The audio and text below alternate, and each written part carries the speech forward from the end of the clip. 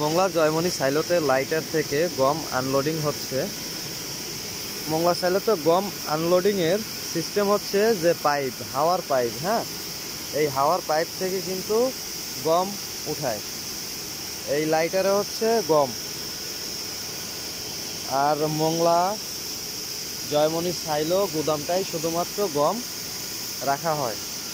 যদি একটু দেখাই, এটা হচ্ছে যে পাইপ, আর এটা হচ্ছে যে হাওয়া দিয়ে উঠায়। হ্যাঁ, এখান থেকে হাওয়া দিয়ে উঠায়। এই পাইপ থেকে, এখান থেকে বেল্ট আছে, বেল্টে কইরা তারপর হচ্ছে যে গোডাউনে যায়।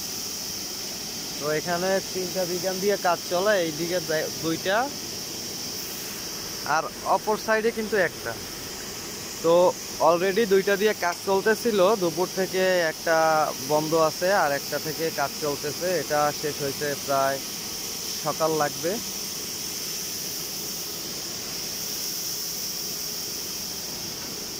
মংলা সাইলোর এরিয়াটা কিন্তু বেশ বড়ই।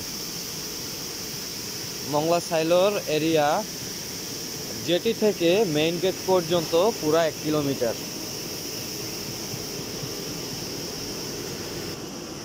আর এখান থেকেই কিন্তু জনসীমা শেষ। তারপর হচ্ছে নদী, তারপর হচ্ছে যে বঙ্গোপসাগর। নদীটাই হচ্ছে বঙ্গোপসাগরের সাথে মিলিত।